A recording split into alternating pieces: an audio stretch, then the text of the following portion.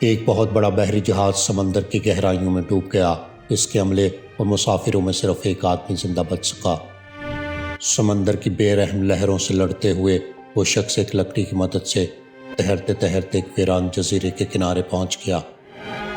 ساحل پر قدم رکھتے ہی سے احساس ہوا کہ وہ یہاں اکیلا ہے۔ جزیرہ غیر آباد تھا، نہ انسان نہ کوئی مدد، اس کے پاس کھانے پینے کا سامان بھی نہیں تھا۔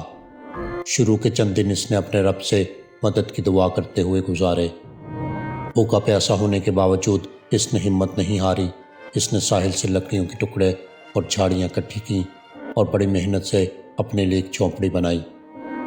اب اس کی زندگی کا نظام کچھ حد تک بہتر ہو گیا تھا۔ جنگل سے پھل توڑ کر وہ اپنا گزارا کرتا اور رات کو اپنی چھوٹی سی جھونپڑی میں سو جاتا، لیکن دل کے کسی کونے میں اسے امید تھی کہ کوئی اسے بچانے آئے گا۔ ایک دن جب وہ جنگل سے پھل اکٹھے کر رہا تھا، اس کی نظر اچانک ساحل کی طرف گئی۔ اسے دیکھ کر ایسا لگا جیسے اس کی دنیا ہی ختم ہو گئی ہو۔ اس کی جھونپڑی آگ کے شعلوں میں گھری ہوئی تھی۔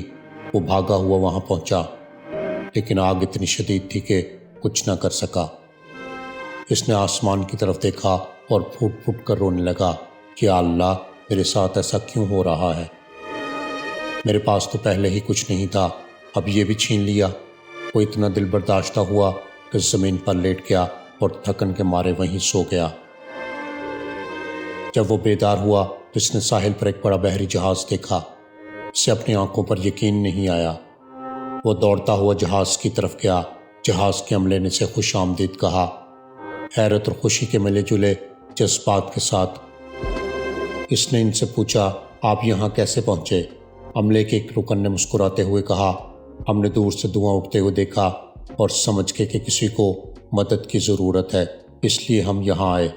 یہ سن کر اس شخص کی آنکھوں میں آنسو آ گئے۔ اس نے دل میں اپنے رب کا شکر ادا کیا۔